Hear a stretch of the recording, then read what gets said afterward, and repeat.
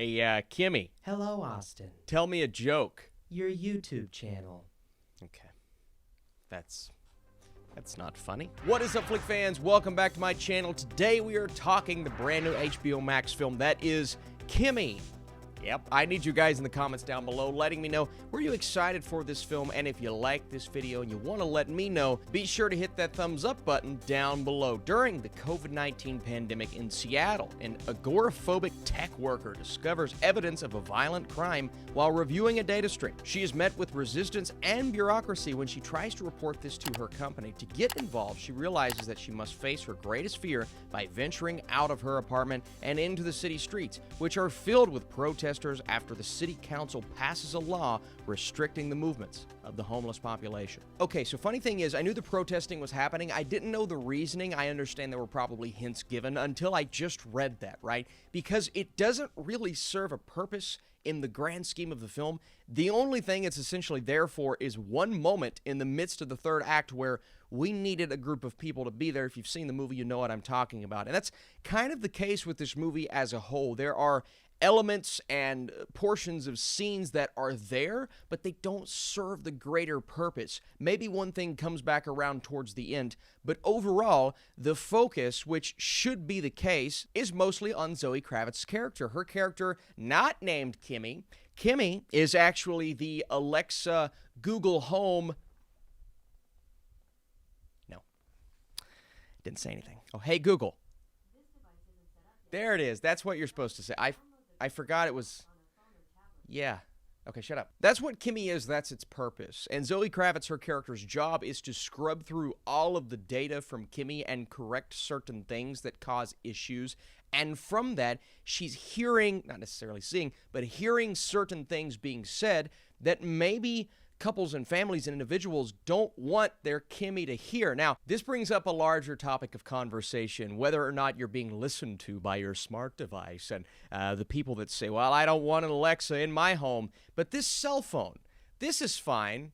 You know, it's doing the same. Are we being listened to? Of course we are, but my life's not interesting enough to care about. Regardless, this is what that movie slightly tackles when she comes across something that changes her life forever. And her goal, her mission is to leave the house, get this information out there. But that's a very difficult thing to do when you are agoraphobic. Now, that is something we've seen multiple times, especially recently. Not only Rear Window or The Woman in the Window, we just had a satirical take on that story, but that story nonetheless, in The Woman in the House across the street from the girl in the window next to her neighbor's yard with her dog parallel to her mother's apartment. So we've seen this story before. It felt like the same old thing from that trailer. And honestly, I saw the trailer, I wasn't convinced. And as this story's moving, I'm thinking to myself, this is a bare bones type of story. The runtime is only an hour and 29 minutes. And because of that, it honestly flies by, and it does keep you engaged throughout. And that's the best thing I can say about this film, is it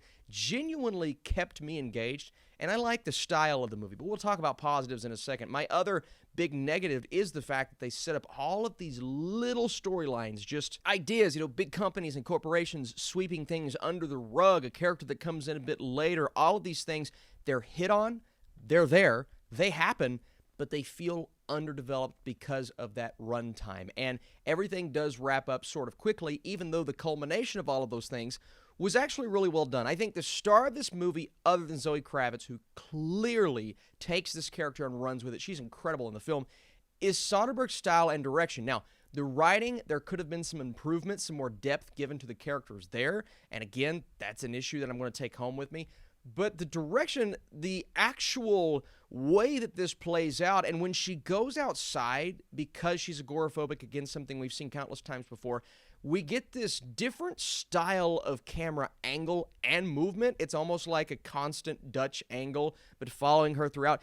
And it will become too much for some people, but I honestly enjoyed it. It was refreshing in a way that made me feel uncomfortable while watching it, which you are supposed to, because she doesn't want to be where she is. So I genuinely enjoyed that. I thought the style of the movie was fairly well done. When we get action later on in the movie, and we don't get a lot of it, but when we get it, it's also Very well done. It's fun, it's entertaining. Some of it comes out of nowhere, but you're rooting for her, and a lot of that is established in the first half of the movie. There is an attachment formed. You get an idea, a big idea, as to who she is, because all it is character development. That's going to cause some people to fall off, absolutely. But I genuinely enjoyed that. I liked the quirks from her character. I understand, the idea of an agoraphobic character. We've seen it before, but I think this is one of the better jobs I've seen personally, especially modernizing it.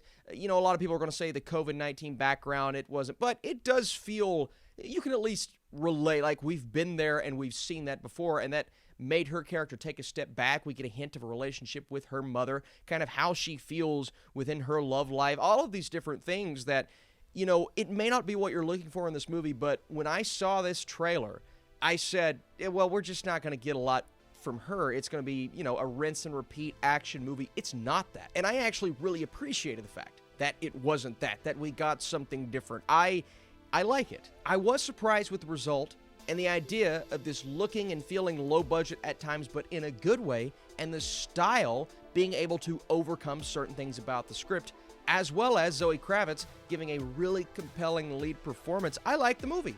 At the end of the day, that's what I'm trying to say. Before I give you guys my score, I want to know, what is your favorite movie with this specific concept that you've ever seen? And of course, if you like this content, hey, I appreciate every amount of support you guys want to give me.